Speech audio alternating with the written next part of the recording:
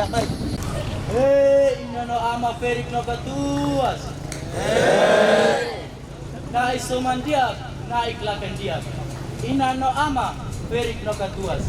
Ama buat Bupati Melaka, Ibu Noladu, Sudi Noladu. Ia klober buat Melaka, lain naik Melaka. Amita ano hanono, ba ama buat kubeti taek itu. Mai monu basu, na tiha basu. Hai be ina mentirno di kuawen malirin, ba iha isi saek, iha ulung moras. Na iso mandiak, na iklakan diak. Ina no ama perik no katuas. Orang yang datang ini adalah orang pilihan dan orang terhormat, bahkan orang sakti, karena telah melewati berbagai rintangan dan hambat sama seperti daerah-daerah lain di Indonesia, yaitu sebuah kabupaten di Negara Kesatuan Republik Indonesia yang dikenal dengan Rai Malaka, Kabupaten Malaka tercinta. Selamat datang Ibu Menteri dan rombongan yang terhormat. Selamat datang di tempat yang terhormat, yaitu Tanah Kabupaten Malaka, Rai Malaka. Terima kasih.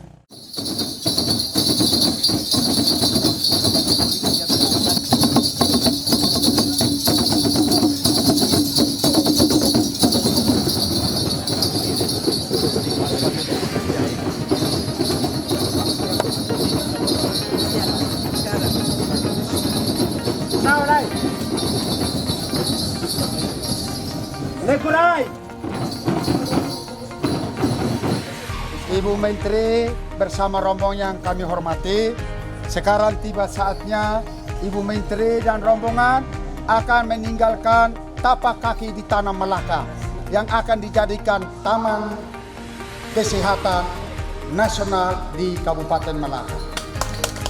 Oleh karena itu, baik, kita saksikan Ibu Menteri akan tinggalkan tapak kaki di Rai Malaka. Ya, 1, 2, 3. Bahasa di mana Allah.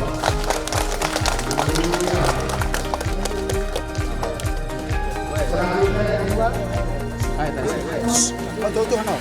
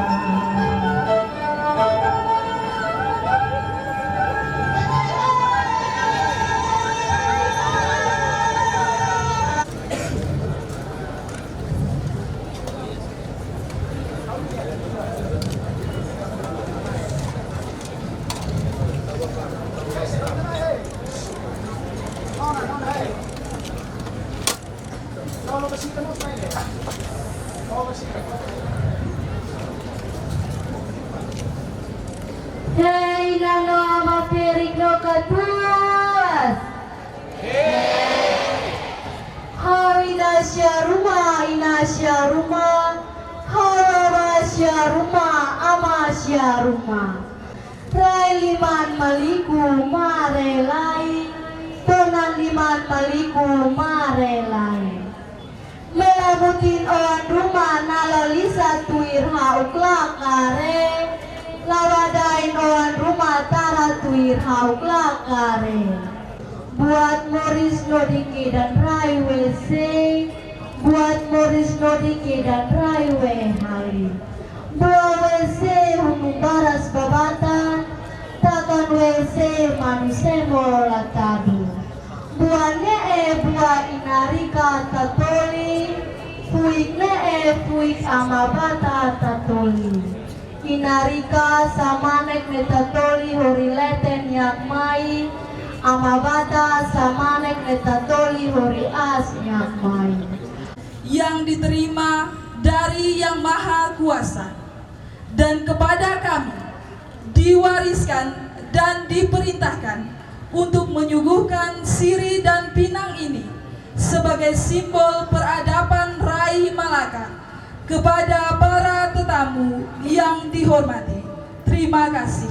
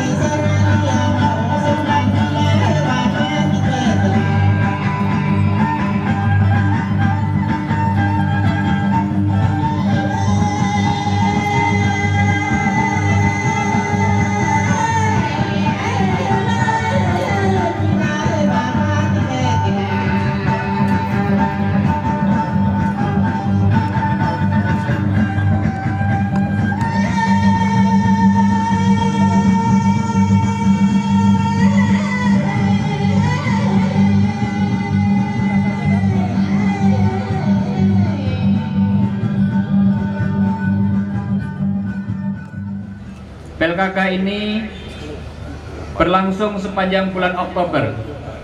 Pemberian obat pencegahan massal mencakup setiap orang yang berusia 2 tahun sampai 70 tahun di daerah endemis filariasis. Seluruh obat yang didistribusikan diadakan di pemerintah pusat dan didistribusikan melalui mekanisme yang ada melalui jajaran kesehatan. Kedua, Provinsi Nusa Tenggara Timur dipilih sebagai tempat pencanangan PLKK kelima karena dari 22 kabupaten, 18 kabupaten endemis dan sebanyak 14 kabupaten saat ini masih melakukan pemberian obat secara massal filariasis. Rangkaian acara pencanangan nasional ini adalah sebagai berikut. Yang pertama adalah laporan yang kami sampaikan. Selanjutnya kami mohon berkenan Bapak Bupati Malaka untuk memberikan sambutan selamat datang, Bapak Gubernur NTT untuk memberikan sambutan di dalam acara ini, dan selanjutnya mohon perkenan kepada Ibu Menteri Kesehatan untuk menyerahkan sertifikat eliminasi filariasis kepada 5 kabupaten kota yang diwakili oleh para bupati, dan sertifikat eliminasi malaria kepada 6 bupati yang telah hadir di dalam acara ini.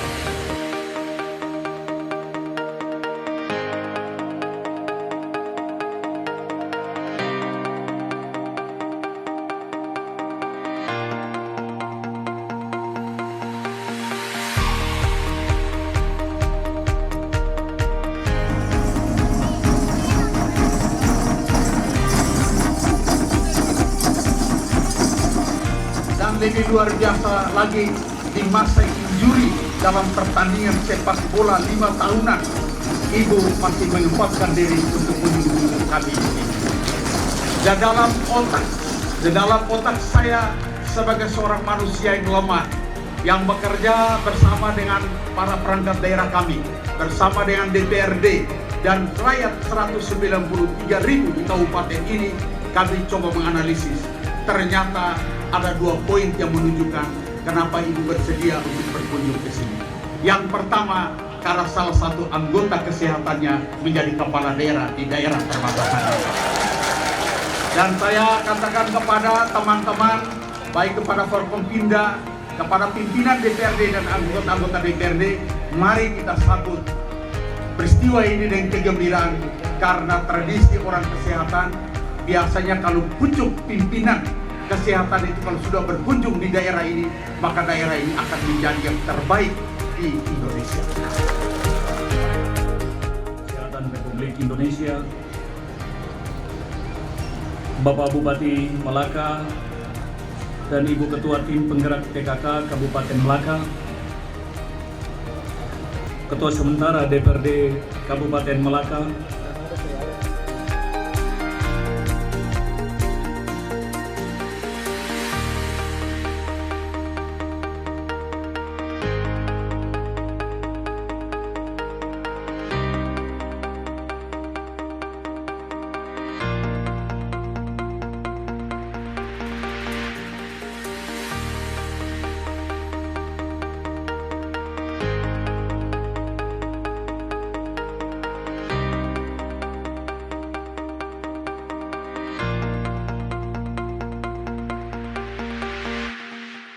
siap minum obat kaki gajah.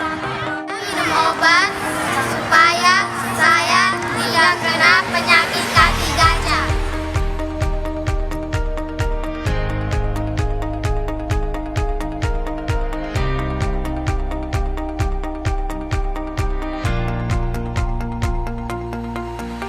Sehat itu adalah penting.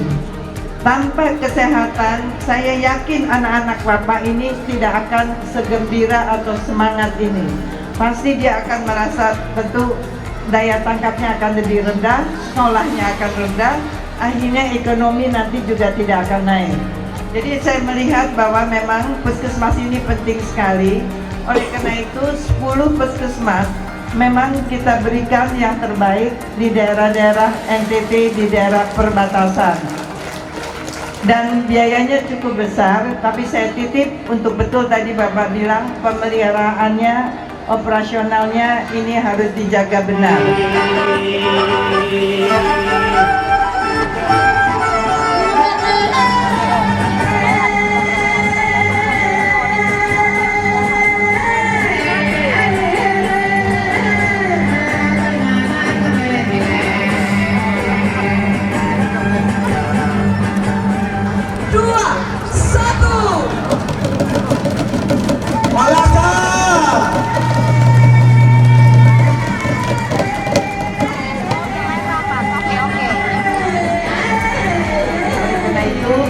Memang puskesmas ini sangat dipentingkan untuk kita melakukan pendekatan keluarga. Dan saya lihat, kedua memang yang saya ingin betul tekankan, kesehatan ini juga tergantung dari ketahanan pangan. Karena itu revolusi pangan barangkali memang harus dilakukan di NTT ini. Hijau ya. Hijau. Oke.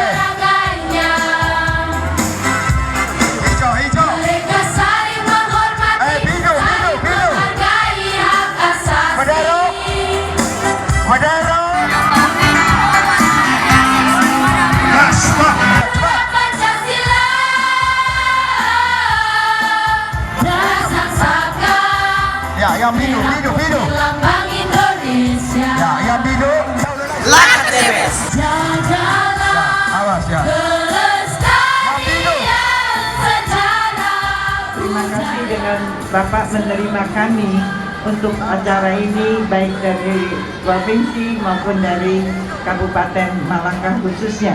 Mudah-mudahan segala amal baik Bapak mendapat balasan dari Yang Maha Kuasa. Saya kira sekali lagi terima kasih.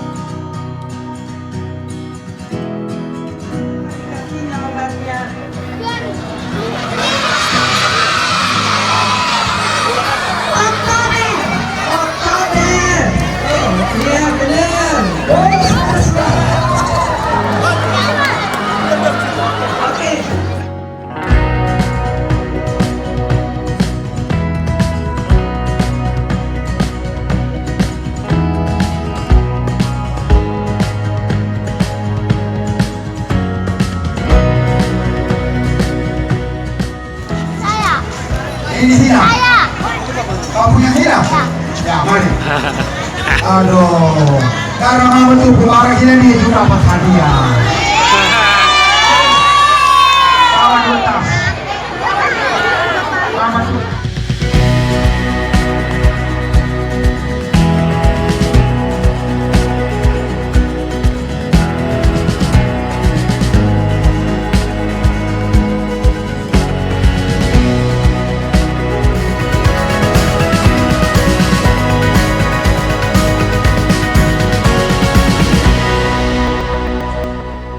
Terima kasih Bapak Bupati Malaka, yang terhormat Ibu Menteri, Bapak Dirjen, Bapak Staf Ahli, Bapak Sekda. Terima kasih untuk kesempatan yang diberikan. Saya langsung Ibu Menteri, saya Dr. Oktalin Kurniawati Kaswadi, saya Direktur Rumah Sakit Umum Penyangga Perbatasan Republik Indonesia dengan Timor Leste. Status rumah sakit saya adalah rumah sakit tipe C dengan akreditasi SNARS 2018 edisi 1 paripurna bintang 5. Satu-satunya rumah sakit di NTT yang bintang 5 pertama untuk SNARS edisi 1 2018. Ada kendala Ibu Menteri yang saya hadapi saat ini. Saya memiliki 2 spesialis objin. Saya memiliki 1 spesialis bedah. Saya punya dokter spesialis anak ada 2, penyakit dalam ada 2. Tapi saya nggak punya anestesi Ibu Menteri. Anestesis kemarin saya punya 2, tetapi 1 sudah ditarik di Merauke. Saya bilang kalau memang bisa lebih membutuhkan silakan dokter pergi. Jadi saya melepas, Pak Bupati juga seizin beliau melepas kepergiannya. Tetapi 1 BKDS kami juga akhirnya harus pergi karena mamanya stroke, anaknya batuk darah, dia mengundurkan diri. Sekarang kendala saya adalah saya nggak punya apa-apa dan saya harus merujuk ke rumah sakit rujukan regional di Atambua.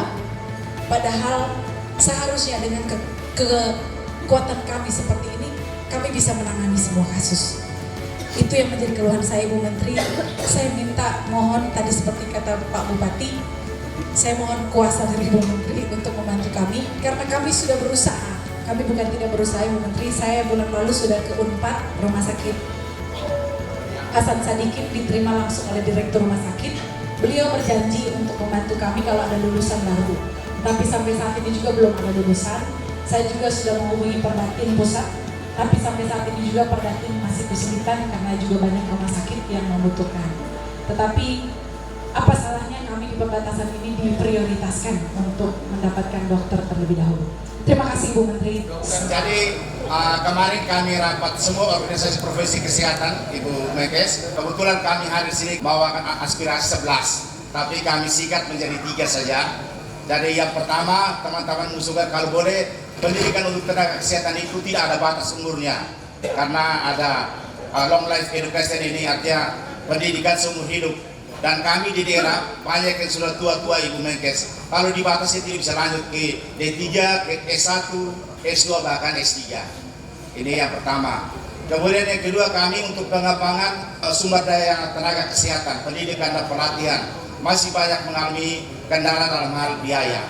Memang setiap anggota profesi menginginkan dia ikut pelatihan sesuai dengan kemajuan, tetapi keterbatasan biaya. Kemudian yang ketiga, bahwa tenaga kesehatan itu memberikan pelayanan kepada masyarakat. Kalau boleh diberikan sertifikasi atau remunerasi seperti guru dan juga dosen. Ini saja 3 hal yang kami sampaikan. Terima kasih. Memang mereka lupusnya sedikit Ibu. Tapi saya mengerti sekali bahwa tanpa anestesi, percuma juga nih kebidanan bedah ada di sana. Kalau mau melakukan tindakan kan tidak mungkin dalam hal ini. Nah, tapi tadi saya agak bisik ke Pak penata anestesi ada nggak ya? Nggak punya juga ya? Mau nggak mau Bu, nanti kami coba tanyakan ke PPSDM.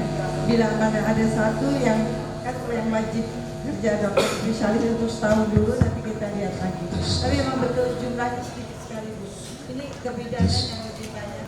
Memang dokter kebidanan yang agak lebih banyak ini, agak over malah. Udah agak kelebihan, mereka juga mau taruh di mana juga agak sulit. Jadi memang anestesi ini saya agak menyangka sekolahnya ini kok agak panjang ya, kelihatannya agak sulit. Tapi saya jadi catatan saya nanti Malaka butuh, kalau nggak akan mungkin Pak Bupati, kan mereka perlu itu untuk operasi dan sebagainya. Kita coba nanti kita pikirkan, dan saya juga ingin tahu penataan anestesi jika ada kan juga apakah sementara waktu, tapi hati-hati kalau terjadi sesuatu, nah ini jadi masalah nanti. Karena kita pernah punya masalah dengan penataan anestesi di Sumatera Utara. Tapi waktu itu ya, mereka tidak salah karena dokter anestesinya kan nggak ada, mau diapakan gitu. Baik, nah yang kedua tadi dari PPNI ya, yang udah umur ya, pendidikan berkelanjutan atau untuk menjadikan D3 kan? Yang super. Iya, menjadi D3. Pak ke institusi Poltekkes itu cukup, namun banyak dosen membutuhkan untuk kompetensinya. Jadi ada beberapa memang kebutuhan khususnya untuk pelatihan teknis dosen. Nah, yang untuk profesi ini yang di luar kewenangan dosen yang memang tidak dialokasikan. Karena kalau untuk di dosen di Poltekkes disediakan, Ibu Menteri. Sebelum otonomi daerah Undang-Undang 23 2014 Ibu Menteri, contoh misalnya untuk teman-teman pengelola vaksin, untuk pelatihan petugas imunisasi. Nah, TOT, Training of Trainers. Kemudian pelatihan teknis tindak lanjut itu dilakukan oleh provinsi, sedangkan orientasi atau peningkatan kapasitas yang sifatnya non-sertifikat itu dilakukan di tingkat kabupaten melalui dana dekonsentrasi dan atau dana DAK. Jadi hal-hal yang semacam ini dilakukan di daerah dan sebenarnya menunya sudah disiapkan, tetapi seringkali teman-teman tidak sempat atau bahkan tidak melakukan itu karena kepentingan pengalokasian dananya kita bersifat terbuka, hanya menyebutkan menunya, tidak dialokasikan sekian untuk peningkatan kapasitas, sekian untuk operasional, sekian untuk sarana dan prasarana.